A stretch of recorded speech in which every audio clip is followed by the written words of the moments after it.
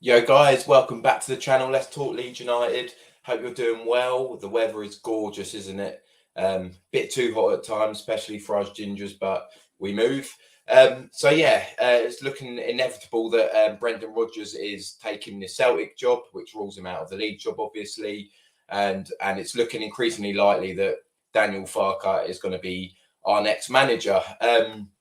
So we're going to get into we're going to dive a bit deep into Farke and see a bit more about him and stuff. Obviously, some of you might already know a lot about him, others might know nothing. We're going to have a look at his tactics, we're going to have a look at his record at Norwich in the Championship, and we're going to see his style of play and what we could expect if he does become our manager. We'll jump straight into it, his time at Norwich. But before we do, could you please like, comment and subscribe? Please get your comments in after the video. I want to hear what you guys think of Daniel Farke. And so let's dive straight into it. So obviously, Farke won the Championship twice with Norwich, which is what that's the main, the main selling point for me personally. He wasn't or isn't my number one choice, but the fact that he's won the Championship, not just got promoted, he's won the Championship twice with Norwich, is a real bonus for me. Obviously, it didn't work out in the Premier League, but not many managers could keep Norwich City up, in my opinion. I feel like it's a bit unfair to judge him as a Premier League manager when he's manager of Norwich. Maybe if he did get us promoted and we gave him a bit more money, and we're a much more ambitious club, no disrespect to Norwich, they're happy to be a top 26 club. We're not. Do you know what I mean? So perhaps if he had more ammunition, he might have done a better job in the Premier League. So, but what we got to concentrate on mainly is getting back to the Premier League. So he's won the Championship twice, right? So we know he knows his way around the Championship. He's no clown in the Championship. So we'll jump straight into his stats with Norwich at his time in the Championship with them, because that's what we've got to focus on mainly. So I'm just going to share LUFC Data's stats. If you don't already follow them on Twitter, please do. It's fantastic stuff that they come out with. So Daniel Farke's Championship record: matches 138, won 71 of them, which is 51%. That is phenomenal, right? Drawing 38 and losing 29. So out of 138 games, he only lost 29. Scored 217, which is pretty decent. Conceded 153, which isn't too bad. Likes to have more of the possession, 57%. Points won 251, which is pretty decent. Clean sheets 46. 46 clean sheets out of 138 games. That's pretty good, that's pretty decent.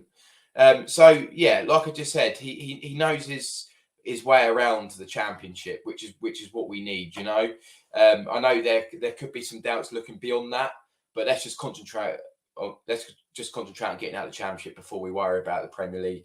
He's accumulated a club record 97 points with Norwich, which is fantastic, isn't it? And there's him with the trophy there.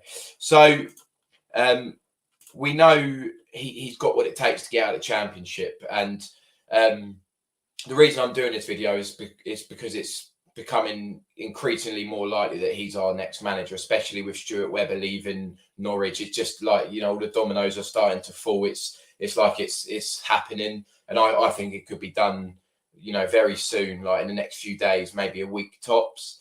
Like I said, he wasn't my first choice. My first choice was probably Rodgers, even though in the back of my mind I knew it wouldn't happen. But although when I read that we was chucking a load of money at him, and I thought that there was an outside chance, but he, looks like he's going to Celtic, and Graham Potter's unlikely. In my opinion, it's going to be Farke, if not Corberhan. Also after he left Norwich, he got a job at Krasnodar in the Russian Premier League. in the January, and obviously in the February, was it February or March, they went to war with Ukraine, so he just resigned. He didn't even coach one game with them, so there's no point of looking at it, into that. But he did obviously go to Mönchengladbach, so we'll just have a look at a little article about that, about him being sacked. There's a couple of stats and stuff on there. So he had a season there. They finished 10th place in the final standing, 7 points off Europe. So it wasn't a bad effort. He didn't set the world alight. They pretty much mid-table, won 12 games, drawing 10 and losing 14. He did actually get 2 very good coups, though. He beat Bayern Munich and Borussia Dortmund. So, he pulled out some good wins then. But at the end of the season, they decided to part ways, and obviously leaving him unemployed. So now we're going to dive into his tactics. What we're going to see if this man is our next manager. What can we expect to see? We're sick and tired of boring, rubbish football under Marsch, under Gracia, under Allardyce.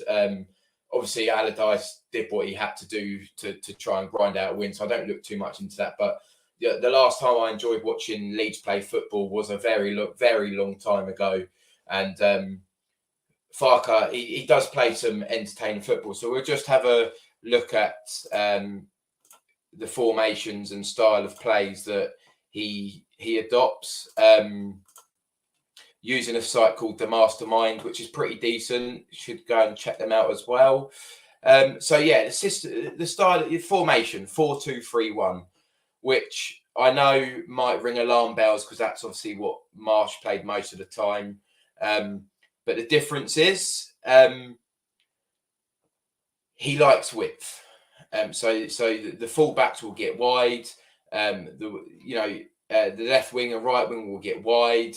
So there's a lot of width, which we want. We want width, don't we? So let's give this a read. Not going to bore you with all of it. Which, to be fair, is the most common formation in Europe's top 5 leagues these days. But the Canaries, la-di-da-di-da. Where is it? A pressing. Norwich press from the front with much in the way of intention rather than just all-out heavy metal running. I feel like under Marsch, we did do a lot of this. Just Brendan Aronson was just running around wasting energy. So it'd be nice to see pressing, but like clever pressing. The attack midfielder will frequently push up alongside the striker in a 4-4-2 formation, but may also sit back in a more traditional 4-2-3-1 shape to track an opposition defensive midfielder. The fullbacks push up quite high in the press, often past the central midfielders, providing additional cover in wide areas.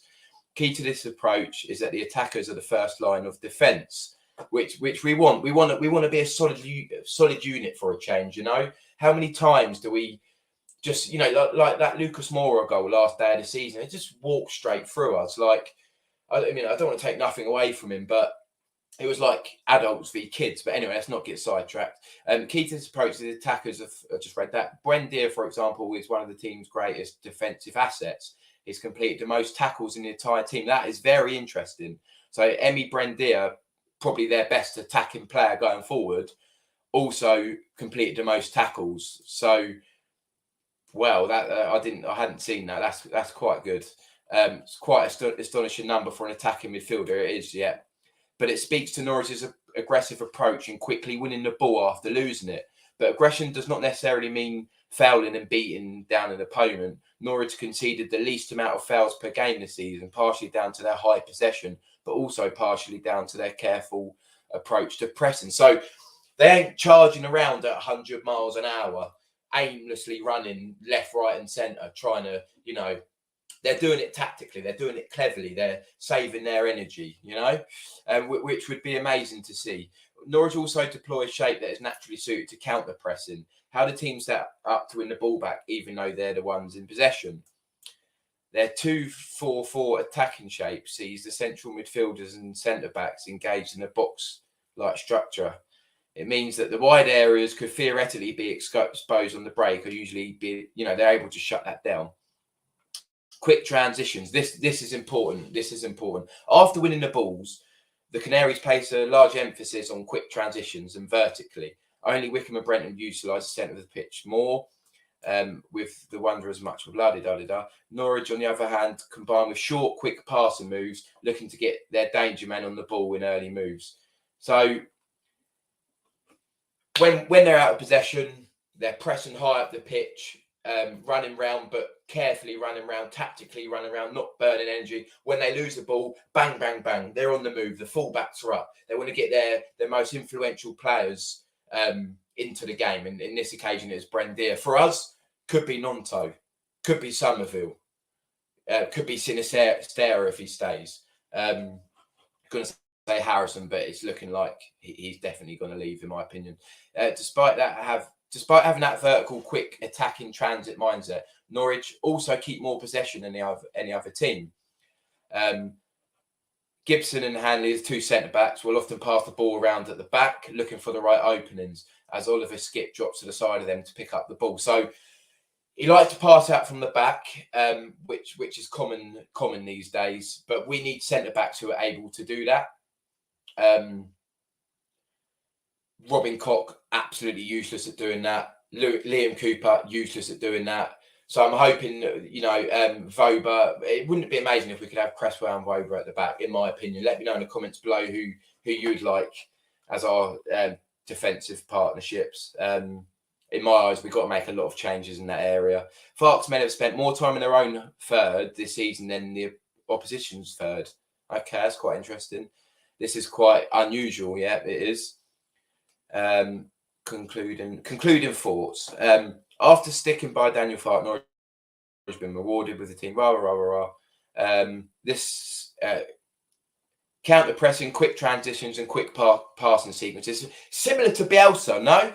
Do you think similar to Bielsa? Quick passing, width, look to win the ball back as quick as they can. And when they got the ball back, they're either waiting for an opening or bang, bang, bang. Probably mixing it up a bit, keeping the opposition on their toes. This style of play, the promotion and the youth team, and an excellent recruitment of all combined. Yeah, I don't actually care about Norwich. I just wanted to see how far. But yeah, so there's a lot of traits there that I'm quite happy with. I've never compared Daniel Farke to the god himself, Bielsa, but there is traits there of similar style of play, and to conclude it, on my opinion on him, he wasn't my number one choice, like I said, but I'm quite happy with him actually. Since we've been linked with him, I've sort of been looking a bit more into him and the way he plays and stuff, and he's really grown on me. And the fact that he's won the championship twice is just massive. He knows how to get the job done. The reason we got Sam Allardyce in at the end of the season is because he normally knows how to keep a team up. Obviously, we didn't give him enough time. Had we given him 10 times, he might have done it. Sometimes you've just got to do what's needed at that time. And I think this is that situation. Get a man in who can get a team out of the championship. And, his record in the Premier League, we can cross that bridge next season. We just need to get out of the championship. So overall, I'd be happy with Daniel Farke. And personally, I hope it gets done ASAP and we can start getting in some players that he wants. Because by the looks of it, we haven't got a director of football sorted yet. But we got how long we got to the season starts. We've got well less than 2 months. Pre-season starts in less than a month. We need players out the door and in the door. So let's get the manager in ASAP, and then we can start building for our turn to the Premier League. But yeah, that's it for this one, guys. Hope you've enjoyed it. Leave your comments in the comment section below. Let me know what you think, and let me know if you'd be happy with Daniel Farke or if he's a bit of an underwhelming appointment after being linked with Potter and Rodgers. But yeah, have a good evening.